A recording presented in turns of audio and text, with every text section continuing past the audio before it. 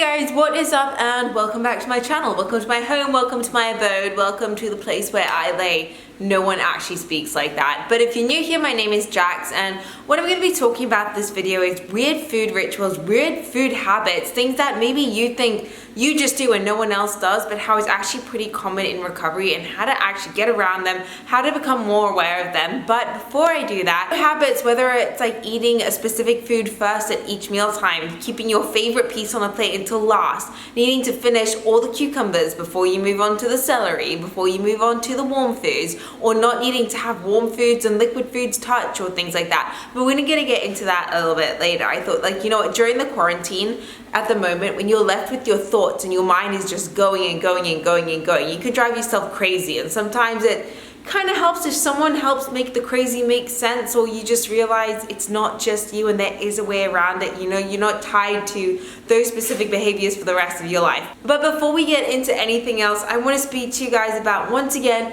my favorite jewelry brand. You guys will know I don't think there's ever been a video where I haven't worn jewelry, which is why I was so excited when Ana Luisa reached out to me. Again, you would have probably heard about them before because they're quite prominent in the eating disorder community, which I absolutely love that they represent such a global cause right now, something that's taboo and a lot of people don't want to touch. But Ana Luisa actually use recyclable gold material. They're self-sustainable. All their packaging is sustainable and recyclable, which I absolutely love. And they use from the same retailers as Louis Vuitton and Tiffany's. So you guys know that you're getting a little bit of, like, you know, you're getting a really high quality product when you get them. I shower with mine all the time. This is like the only jewelry that has not turned my skin green, and I'm super happy about that. So at the moment now, I'm wearing this ring. I have got this pearl ring, which I'm crazy about pearls at the moment. I mean, pearls went out of fashion like a while ago, and they've just come in now. They're so chic and they're classy, and like right now, I'm just wearing a t-shirt and I'm wearing my tracksuit pants, and it's just a way to polish up like a really comfortable look.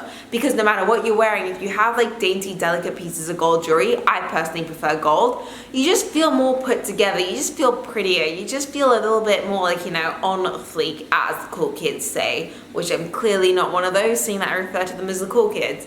I've got this necklace as well. I do have the pearl version of the necklace, which I will show you guys in my next video.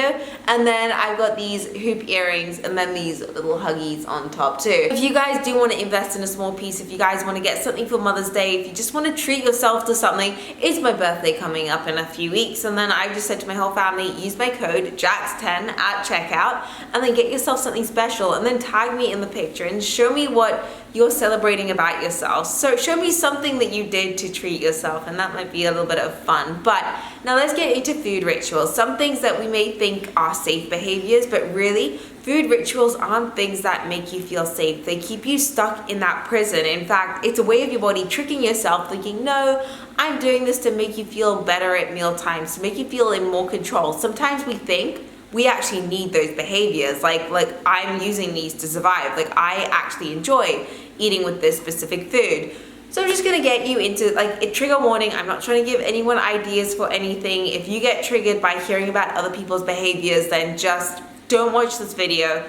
Go watch, like, I don't know, go watch an episode of the Kardashians, which might be triggering for some people with the whole salad thing. I don't know, you know, everyone's got different triggers. But working on this weight gain program at the moment with my therapist, with my doctor, with my dietitian, we're working on not just cognitive behavior, like the way my mind thinks, but my behaviors and my food at the same time.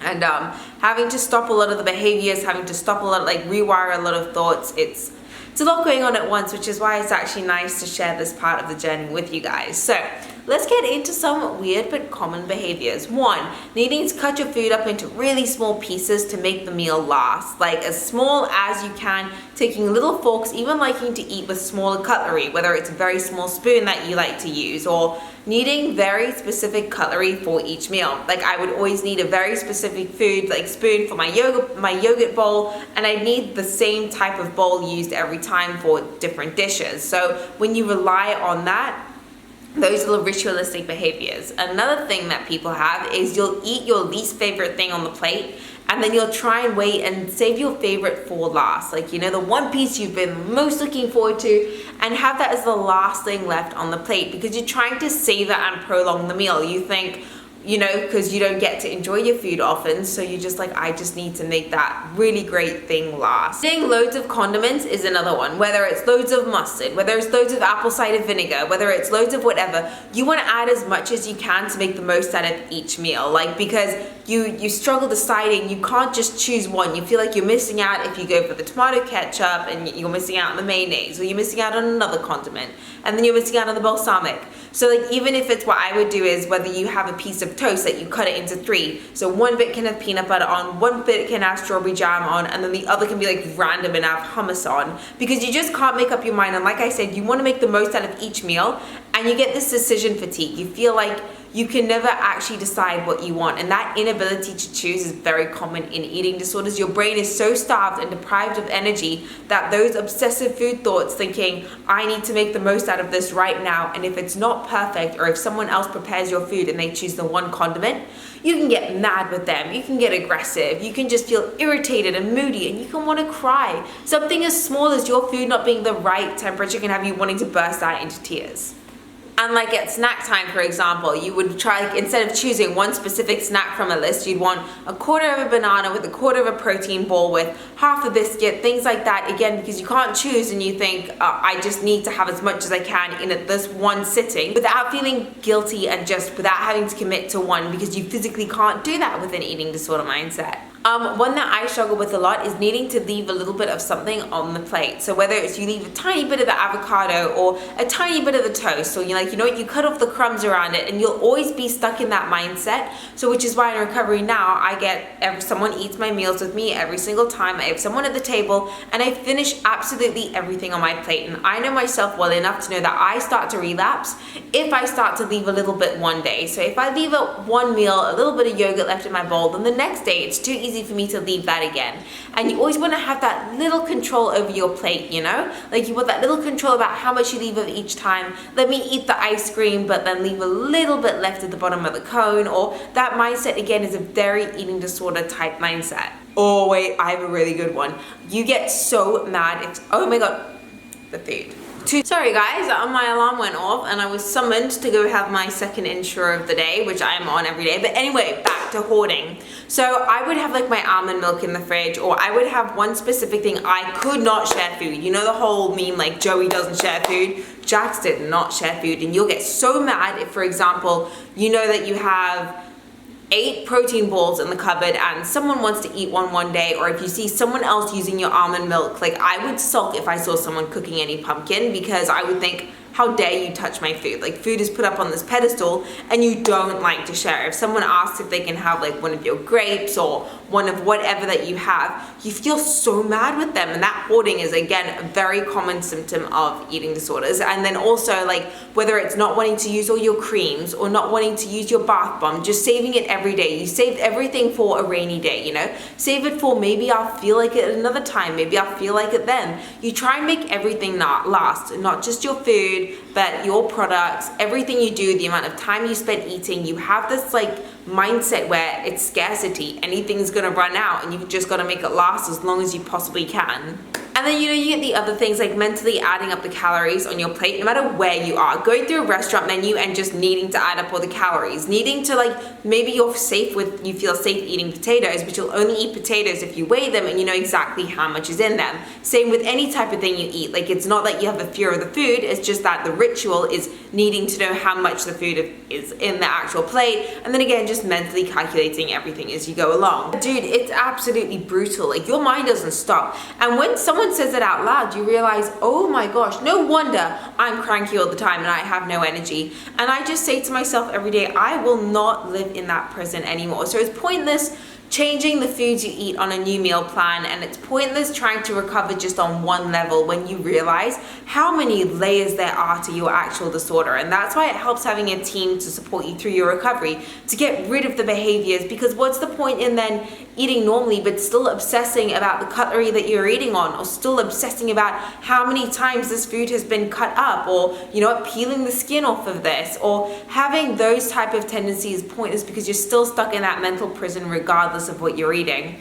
So I don't know if any of you guys have gone through this, or if you've considered it and you've thought, you know what, let me just focus on my meal plan and then my behaviors. No, honestly, when you just do it all at once, you just rewire that little noggin of yours, that beautiful little brain that's holed up and tired and just thinking, please help me. And like I said to myself, I have to write down every single meal time.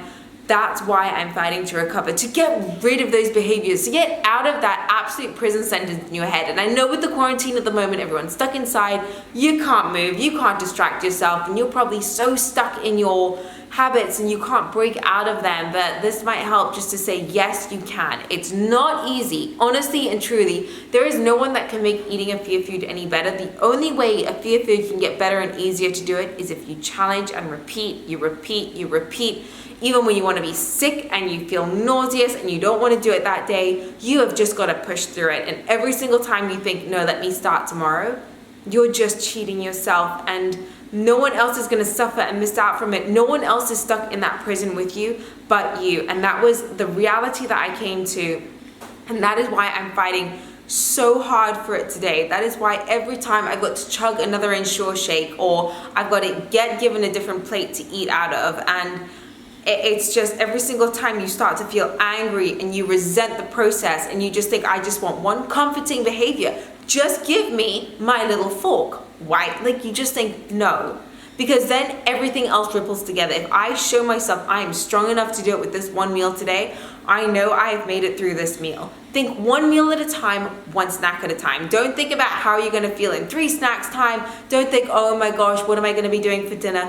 Just focus on getting through and fighting through that meal right now, getting rid of those behaviors. Maybe you always have a certain table chair that you need to sit on when you eat. Start writing down and noticing the rituals and the habits that you have, because a lot of the times, maybe you're not aware of those. Maybe you're not aware that, oh my God, I do need to finish all of the pickles before I move on to the potatoes, or all of the blueberries before I move on to the chia seeds, or whatever. Maybe you haven't realized that you have to systematically eat your food like that, and just getting rid of those habits, needing to read every label of the food before it goes in. Or I used to save food labels in case I forgot what the serving size of something was. You know, little behaviors like that. Again, it's just, the more you're aware of them, the more you can stop them as they happen. And like I said, it's so automatic and it is not easy, but it's the first step to actually healing and getting past that. So I don't know if this was helpful. If it was, don't forget to give this video a thumbs up. And again, don't forget to use the code JAX10 and check out AnnaLuisa.com. Tip of the teeth, the tongue, the lips. And also, don't forget to treat yourself and just do something kind for yourself. Don't beat yourself up this month, or just say that, you know what, you've done good so far, and the only way that you're gonna get through this recovery is by being your biggest supporter. You know, treat yourself, and if you do want to buy any of this jewelry, don't forget to use the code JAX10 at checkout on AnnaLuisa.com, and I'm going to show you guys in my next video all the other jewelry that I got from them, because I'm so excited, honestly. But I love this stuff so much that I end up wanting to wear it every video. And don't forget, during this quarantine, yes, you may be isolated by people and stuck with your own thoughts, but I'm here for you along the way, and I know that there are a lot of other people. It's such a beautiful, supportive community. So in my next video, I will be speaking about exercise addiction and obsession with movement, and how to cope during this quarantine with having to sit still a lot, not being able to get outside, that whole isolation away from people when you sink even more into a hole. So we will be getting into that. Don't worry, I'm here for you during this difficult time. I love you guys all from the bottom of my heart, and I'm going to see you guys in my next video. Mwah!